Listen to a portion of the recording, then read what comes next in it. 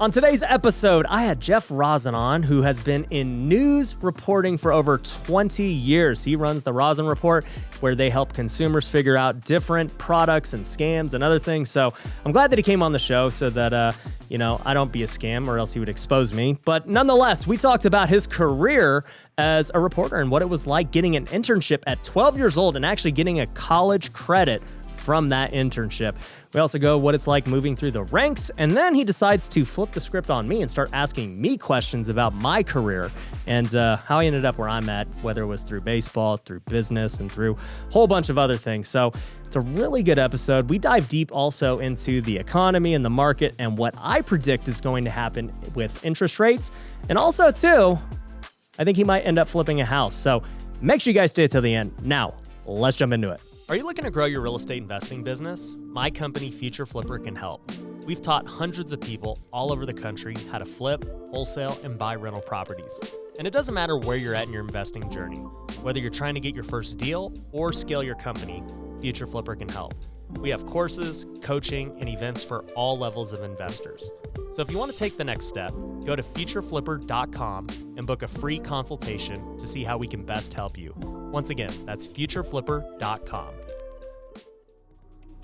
If you've ever wanted to invest with me on my real estate deals, it's now possible. At Pineda Capital, we're purchasing value-add real estate all across the country. This includes multifamily, commercial, and land development. The best part is, with my network, social media presence, and marketing strategies, we're able to get the very best deals that others don't have access to. You can join in with me on those deals if you're an accredited investor. If you want to learn more, head over to pinedacapital.com to see our current opportunities. Once again, that's pinedacapital.com. Welcome to the Ryan Pineda Show,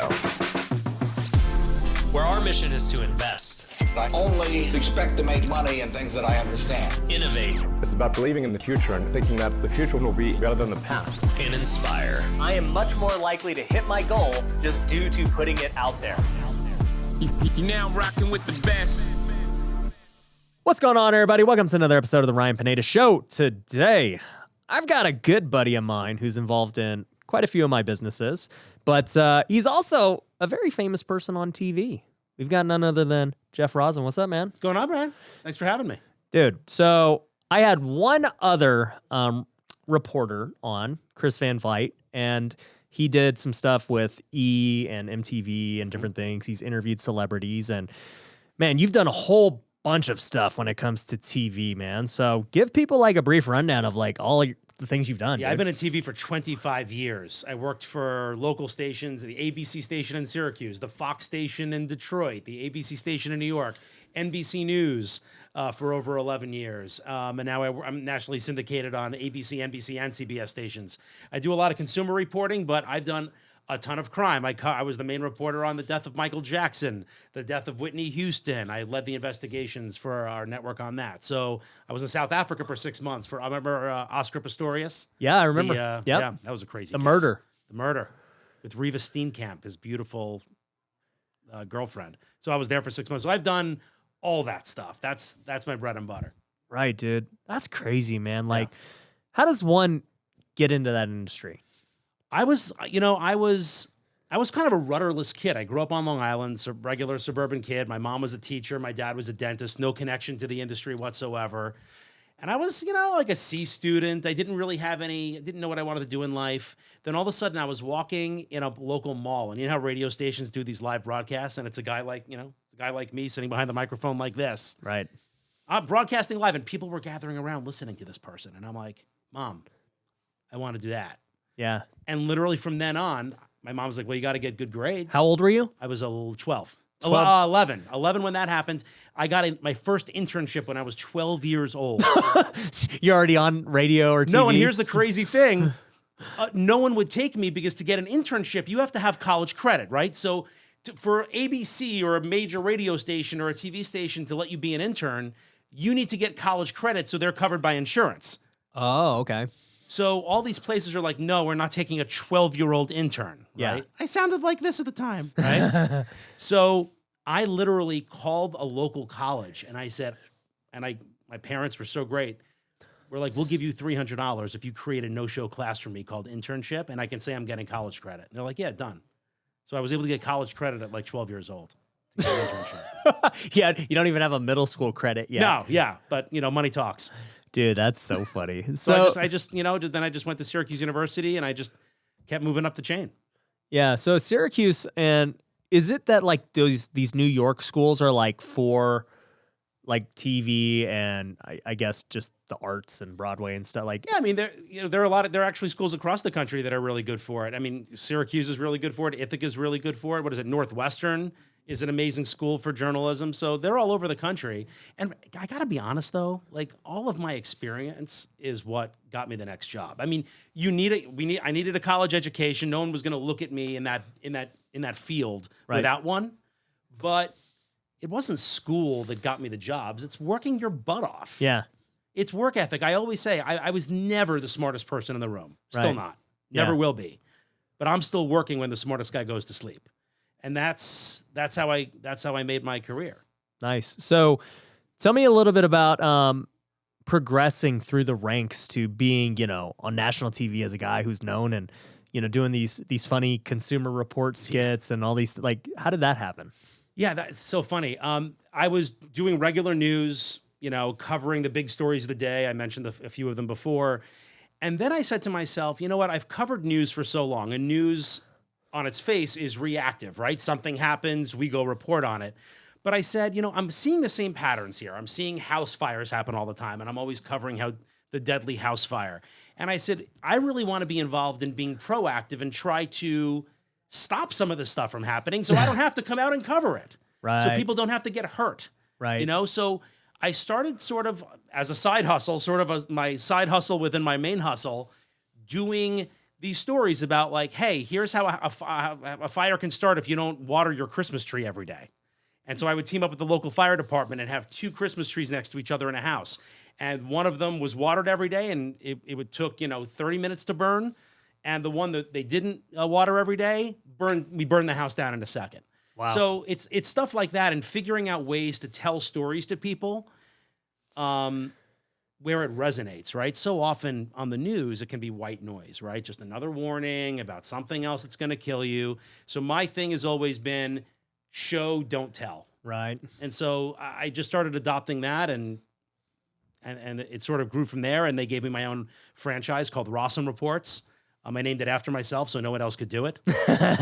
And from there, it just kind of took off, and the viewers loved it, and I love doing it. And so how long you been doing Rossen Reports for? I've been doing Rossen Reports for probably, like 14 years, 13 14 years. Yeah, 13 years. And you're mainly doing consumer It's different things? exposing scams, undercover investigations, warnings about the latest TikTok challenge that's going to kill your kid.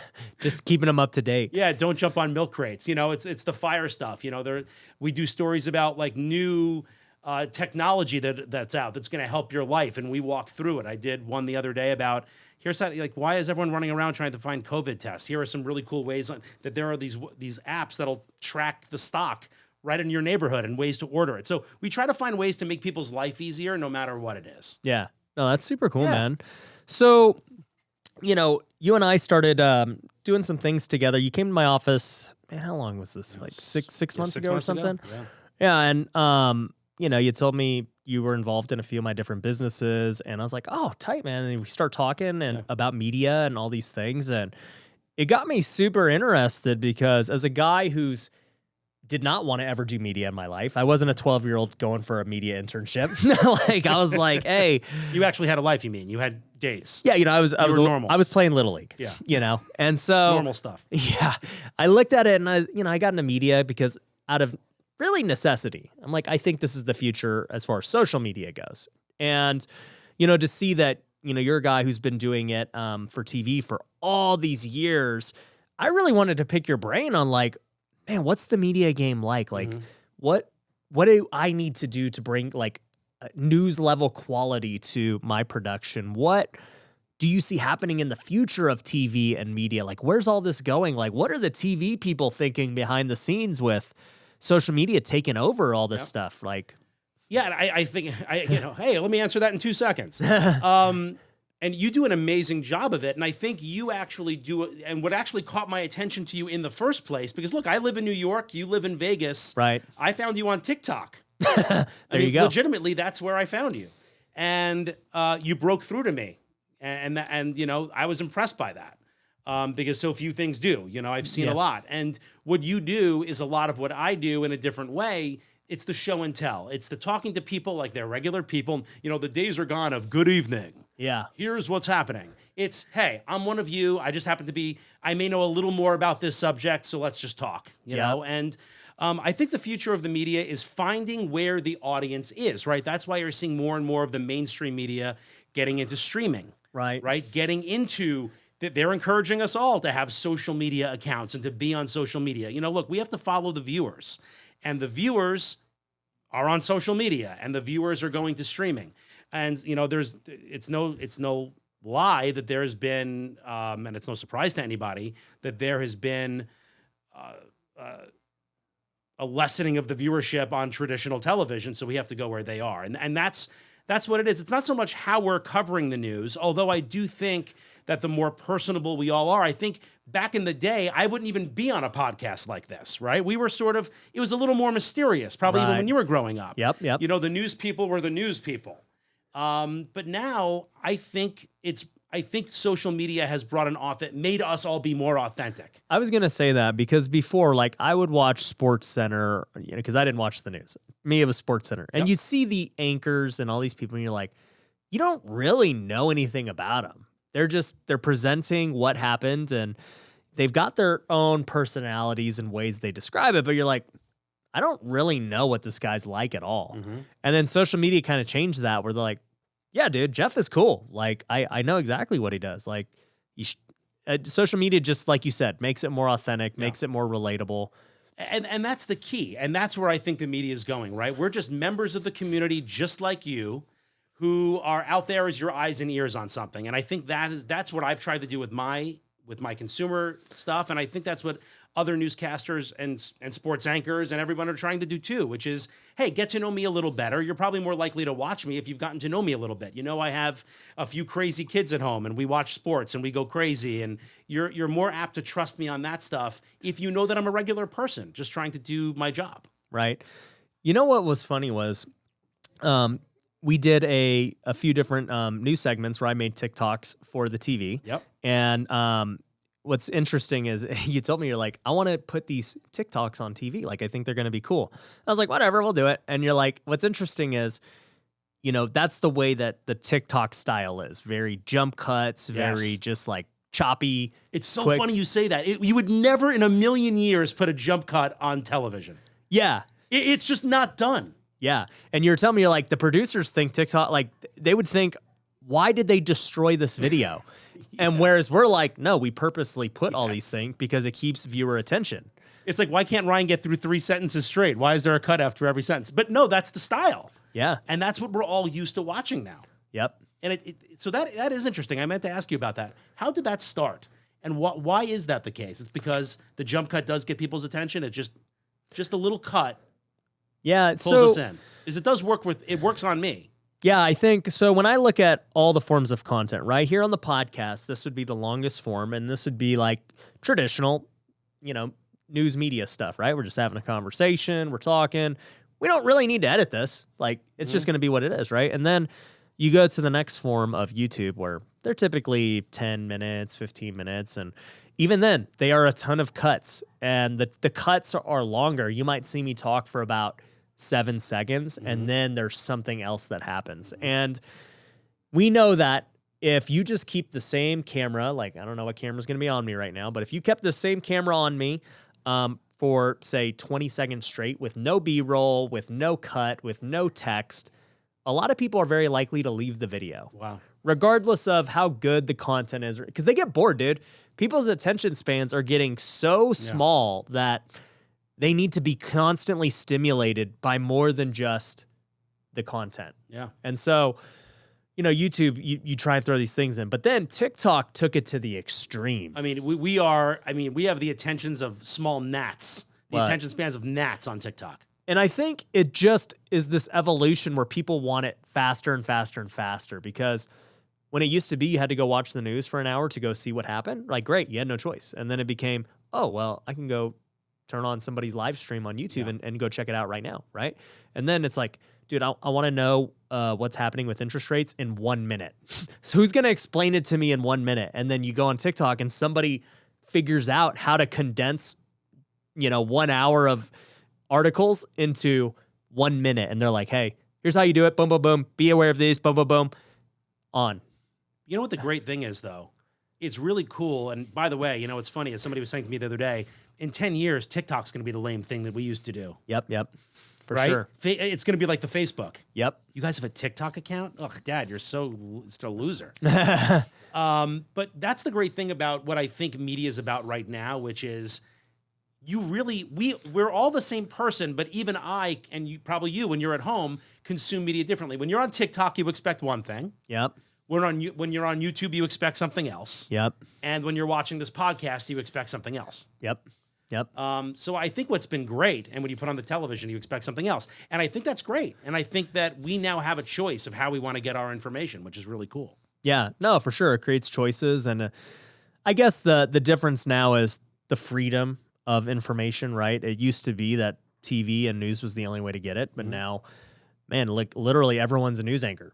Yeah. Like you could just pull up your phone and you're like, hey, this COVID thing, man, like for good or bad, everyone now has an opinion that can get seen. And yeah, absolutely. No. You can get information from just about anybody, whether they know what they're talking about or not. Right. You can get information. And like, look, my kids come in and they know about stuff going on in the world from TikTok. Right. They don't watch the news. No. Yeah, they're learning. And I'm on it, which is hurtful to me.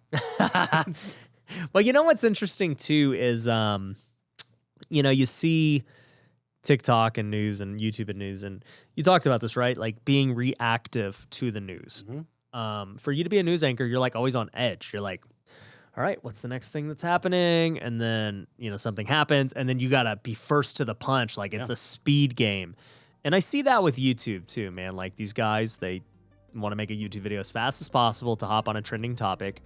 And they grow really quick because the news is like what people are constantly wanting to know. We all know that I love creating passive income through rental properties. But did you know that you can create passive income through owning an e-commerce store? My company, Lunar Ecom, can build and manage a store for you on Amazon or Walmart. We'll handle everything from starting the store, picking the products, and all the day-to-day operations. It's completely passive for you. If you'd like to learn how store owners are making thousands a month in passive income, head over and watch the case study at lunarecom.com. It will explain everything you need to know about the industry and why I'm so excited about it. So to see the case study, head over to lunarecom.com. Most people want to get rich at all costs. They make sacrifices with their family, their health, and their faith, all in the pursuit of money without even realizing it. But what if I told you it doesn't have to be that way? What if you could grow your wealth in all areas of life? Well, it's possible, and that's why I created The Wealthy Way. It's a community of people striving to grow together in all areas. And we have multiple tools for you to use that are completely free. You can get access to the Wealthy Way Planner, where you can set goals and hold yourself accountable on a daily basis. We also have our Wealth Builder Academy, which is over 4 hours of content teaching you how to manage your time, create the right goals, and all the biggest secrets I've used to grow my life, not only in my net worth, but in all aspects. Lastly, we have our Discord community where thousands of wealth builders are all over the world encouraging one another and growing together. And once again, all of this is completely free. There are no upsells, there are no hidden catches. For me, this is a passion project and I want to build a community of like-minded people. So if you want to start living the wealthy way today, go to wealthyway.com. There you can get all the free resources like the course, planner, and Discord community. So go to wealthyway.com. But yeah, I could have built my channel around just doing the news and reacting, kind of being on edge about, what's happening, and then trying to make a video really quick and put it out fast and all that. But I just realized that's not the lifestyle I want to live, like always being reactionary. I would rather just make good content that I know can be used forever, right? Mm-hmm. Anyone can watch this podcast and get great value out of it. And I don't have to release it right away. I could release this 2-3 weeks from now. It'll still be good. And I think it limits my growth because I don't get the people searching for these current events. But I don't know. To me, it's just like what I want to do with the world and my way of bringing value. Yeah, well, You should consider it though, because you're somebody who I turn to with anything real estate, estate or any of the other businesses you do. I turn to you for stuff. So speaking as a viewer, Okay. it would be cool to see you every once in a while, like when all the talk of interest rates was going on. I actually wondered what your take was on that. Yeah. All right. I wondered. Guys, it's something just to think about. Yeah, if you guys want me to start doing a little bit of news, comment below and let me know. But I'm not going to be like my buddy Meet Kevin, who makes 5 videos a day on the news.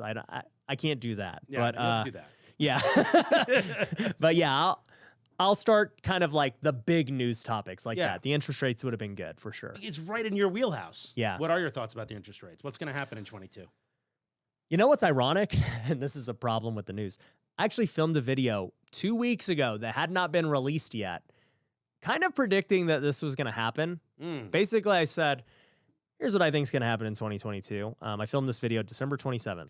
I said, I think they are going to talk about raising rates, and it's probably going to happen in like March or April, and people are going to freak out. Stock market's not going to like it, blah, blah, blah. And whether they actually do it or not, it'll cause a little semi-panic. And I'm not sure if they'll do it, but here's what's going to happen is this dip is going to happen, and then Powell's going to say, we can't do it. We said you guys saw what happened. We're going to have to just keep lowering rates and raising, stimulus money. And I believe that rates are going to go down. What? Yeah. Wow. On a limb. I think that you're going to see pretty much what happened in 2020 repeat itself. You're going to see this economy that's going up, and then they talk about rates going up, and they talk about like tapering and all this. And so you see a dip, and then they say, oh no, it's dipping. And then they do the exact same thing. We don't need the rate hike after all. Yep. And then I think you're going to just see an exact, not to the extreme of what COVID did, but like a mini version. Wow. That's what I predict. Basically, the threat of it was enough to curb inflation ultimately. The threat of it, or maybe they do a very small hike, right? In say March or April. Which scares everybody. And it scares everybody. Everything, like, as far as the stock market goes, starts to like tank a little bit. And then they reverse course. And then I think later on in the year, they lower rates, and then rates are lower by the end of the year. It's just going to take this weird path to get there. Are you seeing with inflation, are you seeing your Airbnbs? You have Airbnbs. Yeah. Your rents. Are you seeing those rents going up? Are you raising rents? Honestly, I haven't even looked at it recently on how those are. I mean, we made more last year for sure, even with one less unit. So inflation definitely played a role. Rents overall, just even long-term rents, definitely going up. Home prices going up. Everything's going up, man. Yeah, I know. My theory is that, and I base all of my predictions on this one belief that we're at a certain point in the economy where there's no return, and that we have to keep printing at extreme levels to maintain the status quo. There's just literally no other way around it. If they choose to stop printing or they choose to raise rates, everything is done. Like it's over. Because you're saying it's already baked into the economy that we're going to sort of continue on at some. While there can be some change in there, they're going to have to keep stimulating the economy. I think we're at the point of no return. Like there's almost no way that they can not stimulate the economy at this point, because all of Wall Street, real estate investors, all these guys have baked in so much, debt and low interest and leverage that if they do any kind of shift, everything crumbles. And investors are betting on them not doing that shift. That's why they keep making these big leveraged bets. But, at the end of the day, like... But then everything costs more money by a lot. I mean, 7% inflation. We can't have that. But we can if, you're the right person. Because inflation is good for, Wall Street and investors and everything. Yeah. Like people think inflation is really bad for the middle class and for, low income. But for investors, if you own real estate, you own stocks, you own everything else, you're like, yeah, baby, keep going up. Like we're looking good. Yep. You own crypto and it goes up. You're like, this is great. When you're an investor, you don't want the party to stop. No. And guess who makes the policy and who dictates? The people with the money. Yeah. And the power. Yeah. And also too, absolutely. Think about, and this is just like common sense with humans. It's like Does Biden or Powell or one of these guys want to be the one responsible for crashing the economy? No. Like, he's trying to get reelected. Like, so you're going to kind of just keep the party going as long as you can until, like, literally there's nothing you can do. And they can keep the party going for I don't know how long, but we're at the point where rates really can't drop much further without going negative. And even hikes. I mean, they're still going to be the lowest interest rates in. Hikes aren't going to happen. I can promise that. Like, I can promise that a hike to us, you can't even call it a hike. You're going to be like 0.1%, you know, and then I believe that you'll never see rates like at 4 or 5% ever again. No, because it's just impossible to climb back up there with where home we're at. prices would tank. I mean, they would be destroyed. Yeah. And so everyone knows this. It's not like anybody thinks that, man, we got to get back to 5% interest rates. And you think about the public. The public doesn't want that. Doesn't either. want 5% interest rates. No one wants it. No. So, like, at the end of the day, I see no alternative other than printing money. And that's just my basis for the whole thesis is, like, it's all a game. I mean, I don't want you to lose your job or anything. But, like, my whole point is, like, with the public persona and the media and everything else, is like, you know, there's always an agenda with the media. And, like, at the end of the day, I think the narrative is going to be, we tried and it didn't work out. So, you know, you can't say that we didn't try to control inflation. It would have tanked it, and the economy's not strong. We'll try again, you know, a year from now. And that's the narrative I think is going to happen. And hopefully we'll play this video a year from now. And that would be amazing. Because you said it, no hikes in 2022. Well, or tiny hike. Not the 4 hikes they're talking about. Well, I think we end up lower, but I think we take a weird path to get there. Okay. I think we take a path of a threatened hike, or maybe even they actually hike it, and then it creates this negative effect, and then they reverse course. Okay, so December 27th of 2022. Yep, I think they'll be lower. Okay, that's incredible. Yeah. Wait, can I ask you another question? All right, let's go. We're going to bounce topics because that's... Well, you're a reporter, so you're used to being the one asking the questions. Yeah, I can't sit and just take questions from you because I'm just not comfortable with it. Okay. All right, so you asked me about, because my buddy Mark, who's over here, we were just talking about this on the way over here. You asked me about what gave me the wherewithal, you know, what made you so interested in this where you can climb to the top of your industry. I'll ask you the same question. Who were you at 11 years old when you were playing Little League? You're clearly, you're a monster. I mean, you have all of these businesses. You've created success. You've convinced people like me to listen to you. But I'm saying that's an incredible, powerful thing that you've done. I got you to the Future Flipper Mastermind, dude. You're here. Yeah, you got me here. I got on an airplane for you. Thank you. And I'm so happy I'm here. But that takes a level of competence and knowledge and mastery. Were you always that guy? Does everyone out there watching this right now have the power that you have to do this, or were you born with something that we don't have? Dude, that's a tough question. I think there's two things, man. I think everyone has natural God-given ability, right? For whatever it is, right? So it's like, not everyone can go play in the NBA, dude. No matter how hard you try, if you're born like me and you're 5'10", Filipino kid, I wanted to play basketball, but just wasn't in the cards. Like, my natural ability did not allow it, right? And I think that's kind of what led me to baseball, was that my abilities catered to baseball far more than any other sport. I'm not a distance runner. My body ain't built for that. I'm Pistorius, right? You know, I'm not a basketball player, like I said. And honestly, I'm not even really like a football player because, man, my body would break. So baseball kind of like just fell into it because I'm like, man, with what I have, this is my best use of my talent. Did you actually think you'd play baseball for the rest of your life? I No, did. not the rest of your life, but yeah, your I did. career. Yeah, so, you know, growing up as the 11-year-old, like you said, good player, not like crazy, not like I was the best player ever, but, you know, I was one of the better players on my team, made all-stars and stuff. And then my talent started to develop pretty good. I actually peaked early because I've been this height since I was 14 years old. I was 5'10" at 14, and so I was like already pretty developed. You drank a lot of coffee. It stunted your growth. Dude, you know, it is what it is. Mom was right. It stunts your growth. For those who don't know, man, I drink at least 5 shots a day of espresso. So, nonetheless, I go into high school, I'm a freshman, pretty big, pretty developed, and I make the varsity team. I'm batting third, playing short. And at that point, I'm like, I'm pretty good. Like there's not many freshmen doing this. And I get a Division I scholarship, I get drafted, and I'm like, this is all going to plan. Like, I'm going to play in the bigs. And, eventually you meet people who are far better than you. Yeah. I'm like, dude, I used to be the big guy, as a high school kid. Then I get into college and I'm not like the big guy anymore. I'm like a middle of the, like size wise. Right. But I was still more skilled than them. Right. So I got drafted. I led our conference in home runs. I was like second in stolen bases. So like I was making the most of my talent.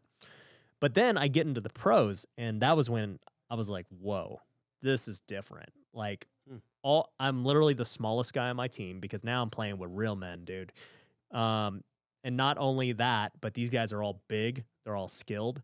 They throw the ball way harder than everyone else. They hit farther. Their arms are better. They're just so slick. Like everything about it. And this is what happens not only in sports and in business, but you have a choice. You're like, okay, this is the competition. Like I need to level up and I need to learn how they're doing what they're doing and in order to play at this level. And, I did that and I kept getting better and better. But what I did find was eventually I felt like I maxed out my talent. Like that was it. I reached the best I could possibly be as a baseball player. And it wasn't enough to play in the big leagues against these other guys. Like their natural God-given talent was just so much better than mine. It's hard to admit that when you've dedicated so much of your time. And it just, but I'll say this because a lot of people never reach their peak because of dumb reasons, right? They party, they get into stupid things, they're not dedicated. And I never had to look at that and be like, dude, what if I would have taken it more? Like, I know I did everything in my power to be the most successful I could. And I know that I reached the peak of my abilities, and I'm happy knowing that. So I look at it now in business, right? So I go into business while I'm playing baseball and stuff. And I did not know I was an entrepreneur or an investor or even a leader, right? Somebody who's leading companies. I didn't know I was a social media guy. I didn't know any of these things about myself, but I put myself in these scenarios and, it's just like baseball, right? You get thrown into the situation. You're like, okay, I've either got to step up to the competition or not be in this industry. Like if I can't hang. And so I chose to step up and eventually, surpass a lot of people. And I just didn't know I had these talents. So I guess the long story short is, I think for one, I had certain God-given abilities that I've just been trying to maximize. And most people don't ever realize where they can maximize them at because they don't try enough things. Dude, look how many things I've tried in my life. I've tried flipping couches. I've tried playing baseball. I've tried running businesses, I've tried a lot of things. Which I love. To figure out that, okay, these are the things I'm good at. Most of us don't try all those things. No, most people never get to understand who they are because they don't try new things. So I think that's one thing. The second thing is, I do believe that anyone can be very successful in something, but you have to try and figure out what is it that I'm really good at? Like you at 12 years old, you were like, dude, I want to be on camera. I want to, be a journalist. I want to do all these things. Like you knew from an early age and you tried it, you went for it, and you just kept ascending up the ladder. Hey, you know what I always think about with that? I always think am I just good at this? Or is it because I cared about it so much and I became good at it? Yeah. Right? Well, no, you have natural ability towards it too. Probably. You do. Everyone has natural ability in something. Well, it's sort of like he asked Derek Jeter, how do you hit home runs? And he's like, I don't know, I swing the bat. Yeah, you're like, how do you come up with these questions? You're like, I don't know, right. That's natural. That's natural ability. Yeah. And so... But you have this natural ability. Were you a talker when you were a kid? No. Super introverted.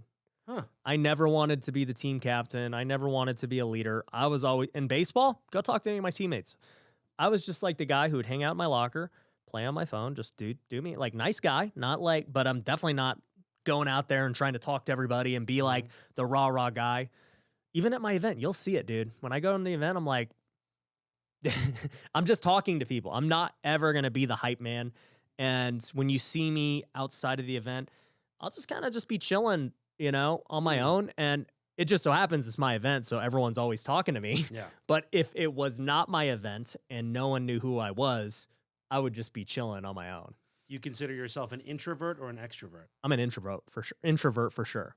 So when you and your wife go out to a party and you're not Ryan Pineda, the guy who's throwing the mastermind, and you're not the guy who's throwing the welcome party or having a seminar, I just kind of chill in the background. I don't really. is your do wife anything. an extrovert? No, we're both introverts. You're both introverts. Yeah. That's interesting. Yeah, so we're both very introverted, and we both just kind of like our own privacy together. Also, I too, love that. we're pretty introverted even at home. Like, we get home, we chill, we're sitting together, but it's not like we're both just like, okay, tell me about your day. Hey, you were telling me you and your wife haven't actually spoken to each other in a month and a half. We're still married. Yeah, exactly. Of course.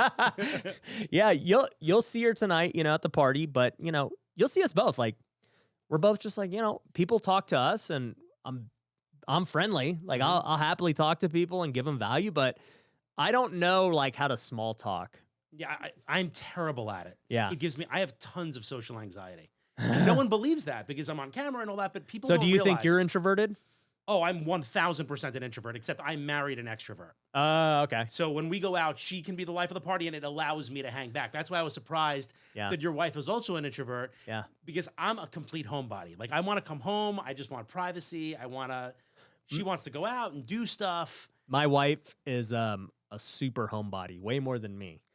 Like, for me, I like being home and doing that, but I'm also like, hey, I think we should probably do this. And she's like, do we have to?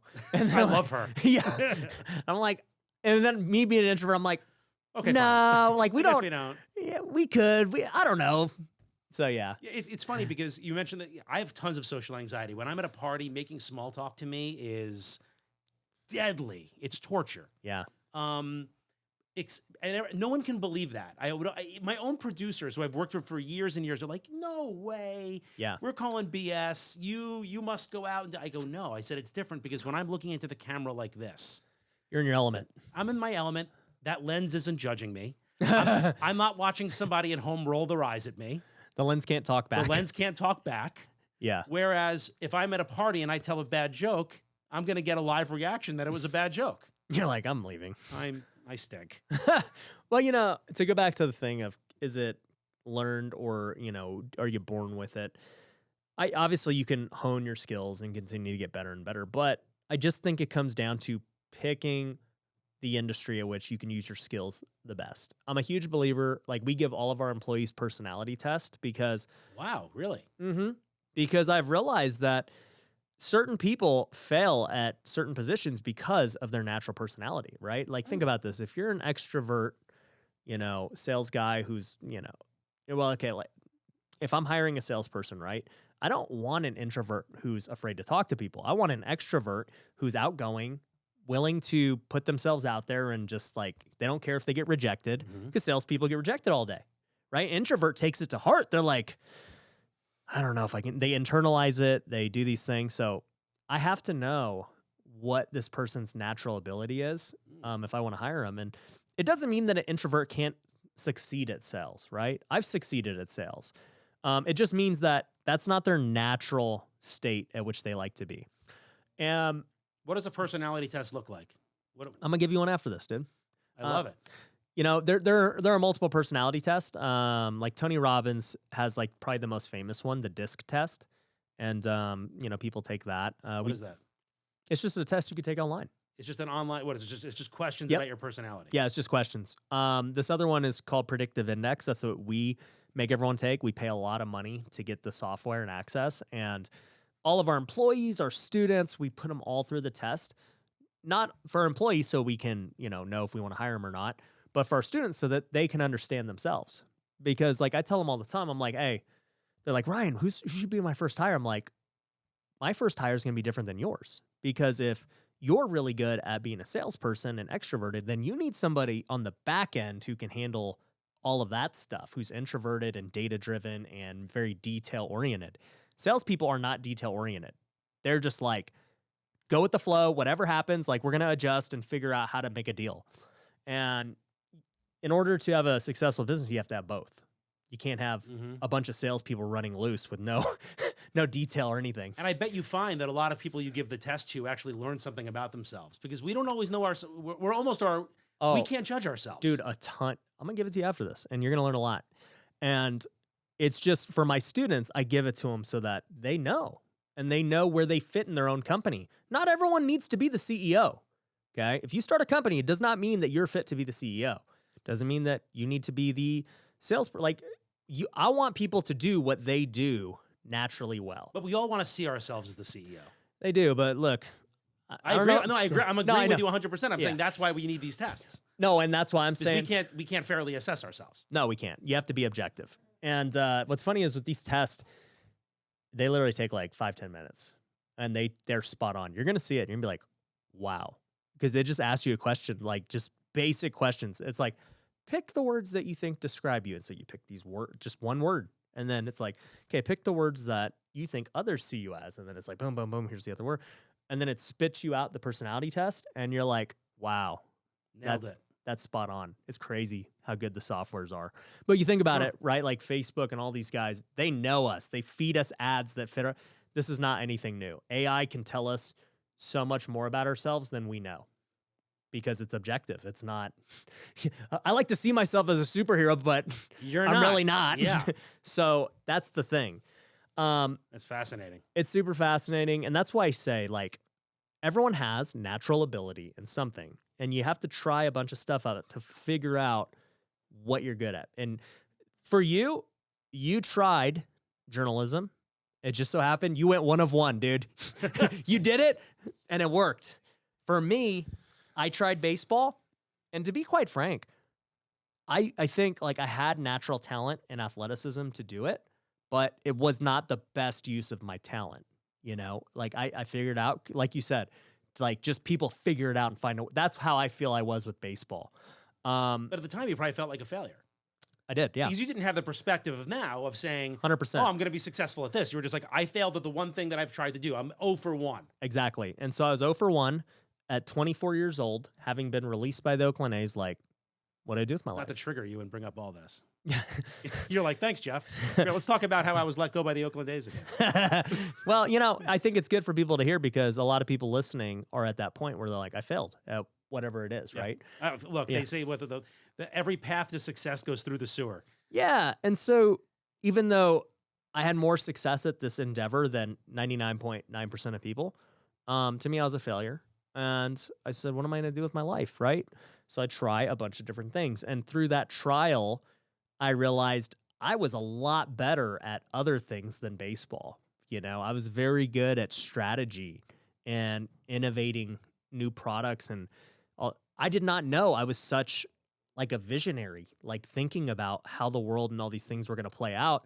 And yet that's what a lot of people know me for now. They're like, dude, this guy's like always ahead of the game on what he's doing. How does he do that? Right, baseball now is an afterthought when we think about you. Half the people don't even know I played. Like I had the event here, like there was like 70 people here. And they're like, dude, you played baseball? Because, you know, I got the jerseys up there. Well, I'm like, yeah, dude, it was, you know, just 27 years of my life. I've only been doing this for 5 years. it's nuts. Yeah. It's crazy. Yeah. So do you see, not to keep asking you questions, but do you... You're a reporter. You'll allow it this time. You're living in your natural ability. Yeah, thank you. Thank you. Way to tie everything together. See, you're good at this too. This is part of you can do this. I learned. I didn't know I was good at it until I did it. Boom. Yep. Do you see, because you have a lot of businesses going on now, Right. do you see in 5 years, not that I even, as we've seen from baseball and from other things, we shouldn't plan, it's even hard to plan 5 years ahead. Right. Is the goal to scale the businesses you currently have, or do you want to keep going horizontally and building more businesses that way while you scale vertically? Or do you feel like, at what point are you stretched too thin? Right. Good question. You know, for me, this is something. Even though they are all sort of tied together, there is overlap. Right. You're in multiple businesses because there's, you know, one person who likes one business very likely is interested in some of these other ones, right?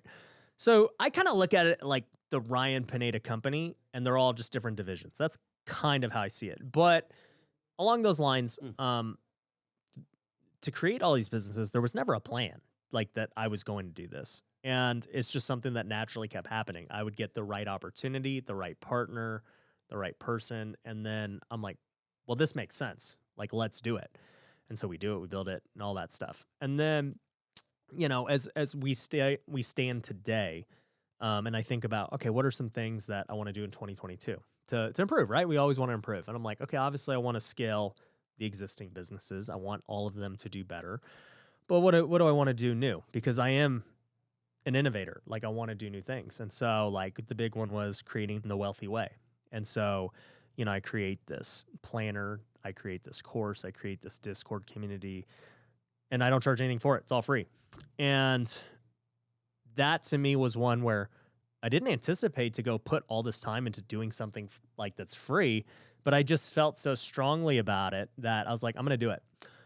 Another one is NFTs. NFTs are new. Like, people are now catching steam of what these are and how I they still play. don't understand it, but we can talk about that another time. Yeah.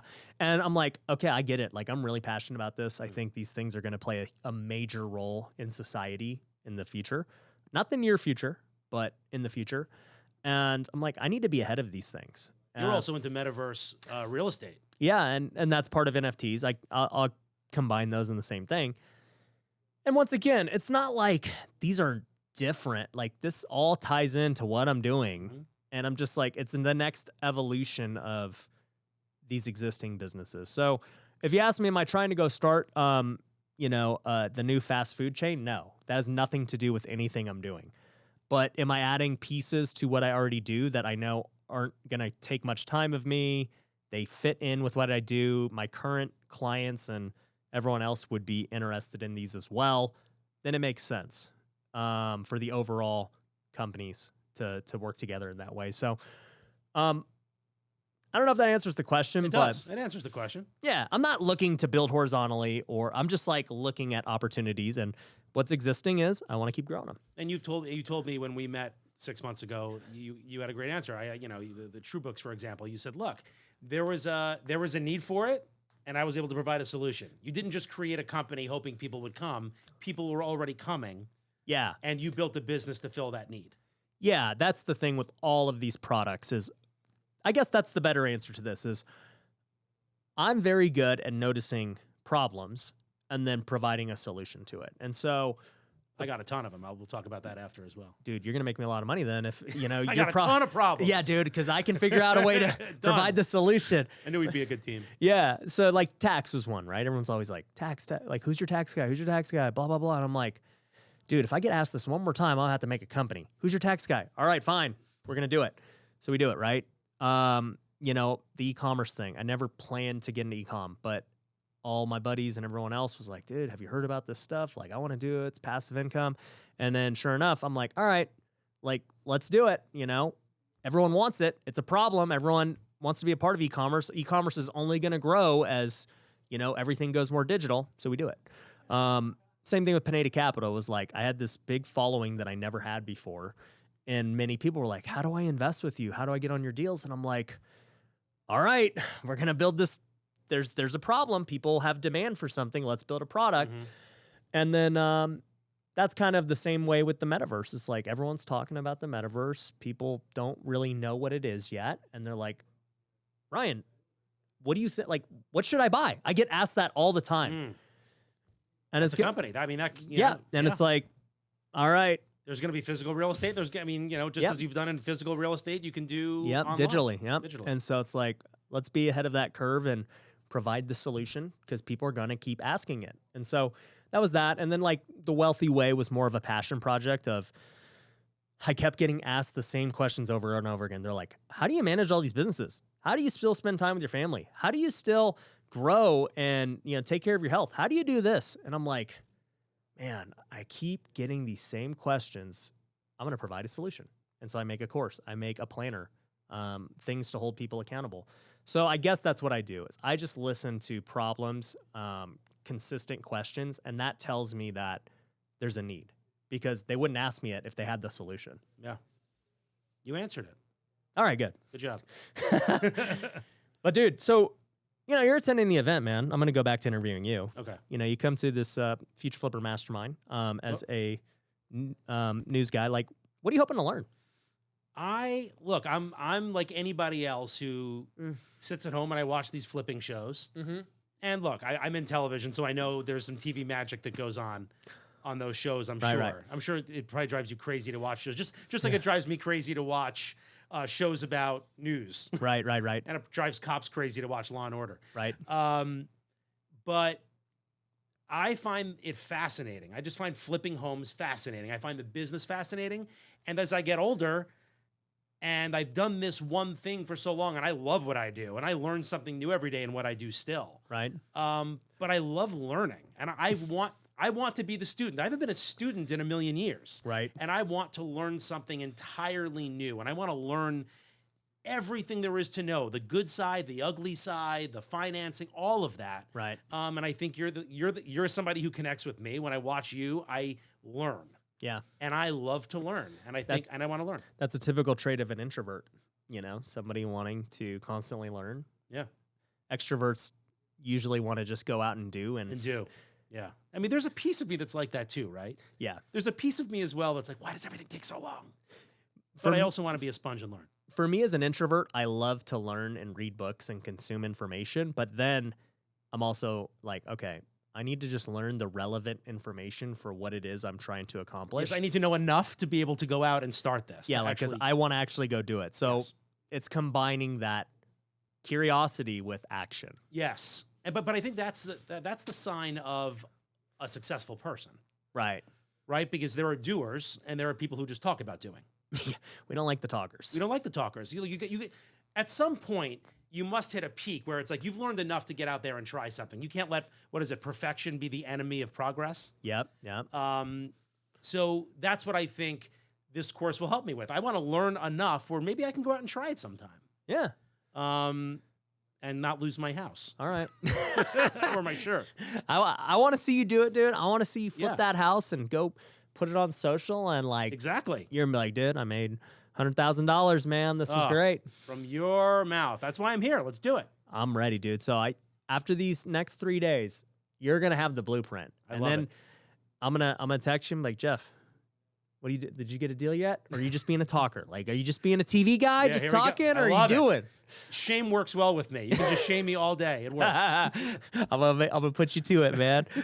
Well, cool, dude. It's been a lot of fun, man. I appreciate you and everything we've got going on, doing business together, and I think this was super insightful for everybody. And also, too, I appreciate your style. We've got the same burgundy. I know Ryan was wearing a black vest as well, and he's like, you know what? This looks ridiculous. We were both wearing so we took it off. Burgundy long sleeve and a black vest. What are the odds, dude? Yeah.